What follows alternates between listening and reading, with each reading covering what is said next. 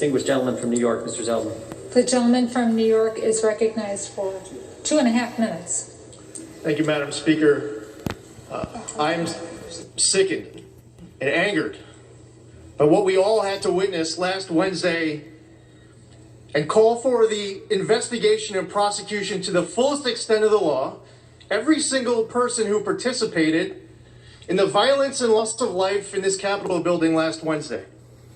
I, as a member, sit here listening to the entire debate, desperately need to better understand the two standards that are at play in this House. Why is it okay if a House Democrat calls for violence in the streets, but not if you're a Republican? Why can a House Democrat be rewarded with a gavel and a chairmanship if they're calling for physical confrontation of a Trump administration official, but they will be punished if they're a Republican?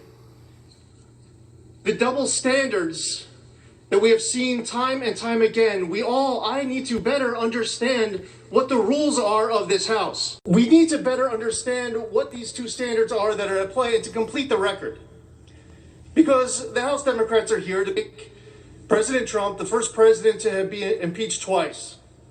So I'll complete the record. First off, in the articles of impeachment, it's written that the president gave a speech and he told his supporters to come here and that he incited this riot. And one speaker after another here on the other side of the aisle have repeated that in the article of impeachment. But we all know that this was a pre-planned attack.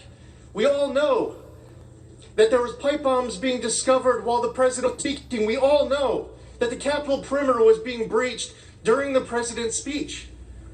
We know that this was pre-planned and it started while the president was speaking. Why is that not in the articles of impeachment? Why is that not being incorporated into my colleagues' remarks? To complete the record, if you want to make the president the first president to be impeached twice, well, we'll add something else to that. Thank you to the president for his efforts to defeat MS-13 in my district, to the president for his efforts to move the embassy in Israel to Jerusalem and recognize Israeli sovereignty over the Golan Heights, and to take out Abu Bakr al-Baghdadi and Qasem Soleimani, to eliminate the ISIS caliphate, to enter into the historic Abraham Accords, to have an economy this time last year that was stronger than I ever remember in my entire lifetime. Yeah, we'll complete the record. And in all fairness, as the president leaves 1 week from today, let's be honest about the double standards that exist inside of this chamber. And let's also be honest that this president did a lot to make America great again. The gentleman's time has expired. The gentleman from